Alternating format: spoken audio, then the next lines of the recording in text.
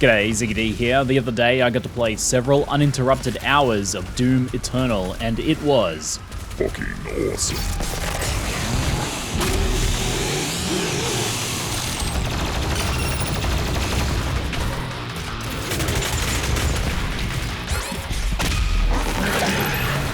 Doom 2016 was a banger of a game. id Software captured lightning in a bottle with that one, and I was curious if they could do it again. I actually played the earlier demo of Doom Eternal at PAX, but it was very bare bones at the time with rough tutorials, and the environment I played it in wasn't great for immersing myself in the game. And Doom is really a game you want to be able to sink into without distraction because it's fast-paced, high-focused gameplay. So I didn't really walk away from the PAX demo all that confident for the game. But now, having been able to sink into it for a few solid hours, I'm confident Doom Eternal will be a solid follow-up to the 2016 game. Before I talk much more though, I want to give you a couple minutes of pure gameplay because I think it speaks very well for itself. I was playing on the hardest difficulty setting, and this particular arena section on level 2 took me a solid 10 to 15 attempts.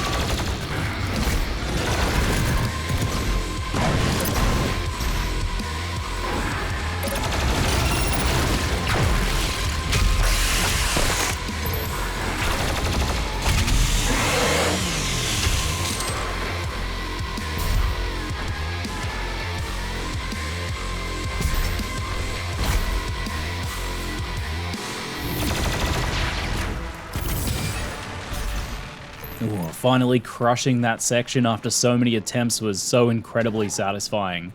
I had to use every tool at my disposal, stay mobile, use the arena, and when it all came together it looked and felt so good. Now I know that I'm not really the best Doom or even FPS player out there, in general I'm pretty bad, but I like to think that that whole run looked pretty damn cool in the end. And that's what I think really works so well in Doom. You feel like an absolute badass when you nail a tough segment. The game can really make you look kinda cool. Now, it's been a few years since I last played Doom 2016, but compared to what I remember, Eternal seems to be really expanding on the original game's formula quite a lot. There's tons of weapons, modifications for the weapons, suits, and perk upgrades, and of course secrets to find.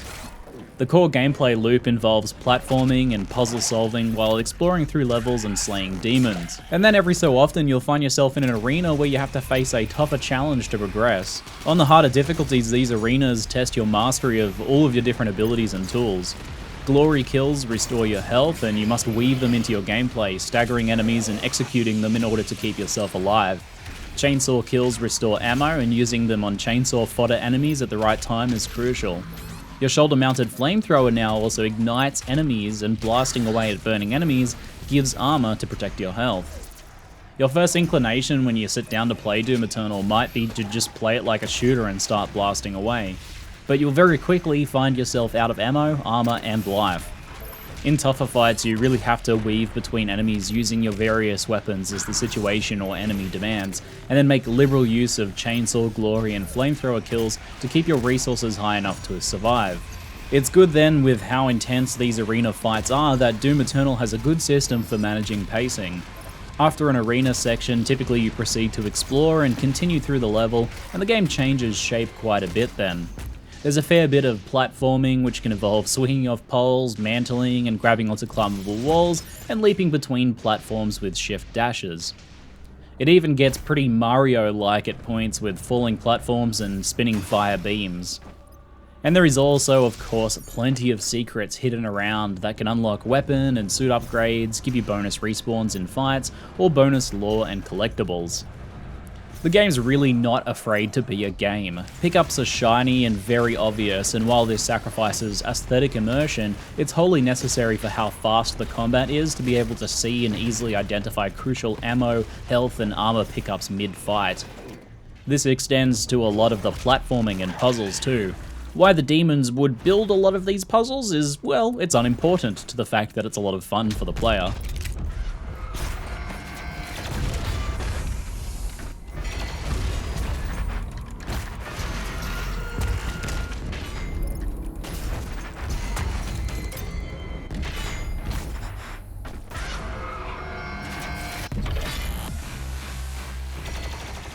Now I know some of you are pretty keen on menus, so here's a quick look at some of them. There's a pretty solid 3D map, and you can find stations that add a lot of info to this in each level. The arsenal page shows your weapons, their alternate mods which can change functionality dramatically, and upgrades for those mods. The mods are found in-game, and upgrade points are earned by defeating various challenges throughout the levels. Runes enhance various skills and gameplay mechanics like glory kills and air control. These runes felt like they made a really big difference to your gameplay. And later on, inside your new base of operations, you'll also unlock suit upgrades, which provide a wide array of bonuses broken down into different categories like exploration, environment, your shoulder-mounted grenades, and so on.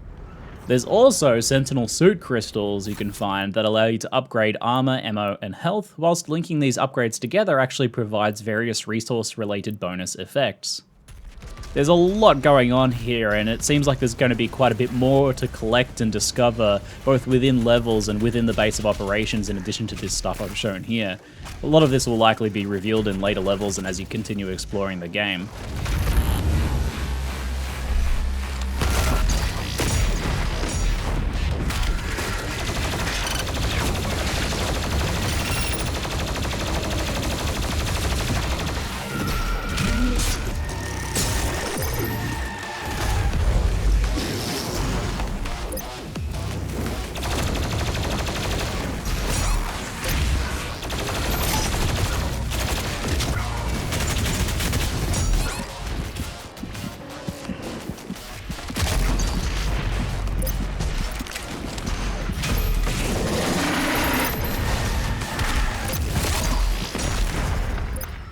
Overall, I had just a really kick-ass time with the game. It feels really smooth to play, and it's both challenging and rewarding on the harder difficulty that I played on.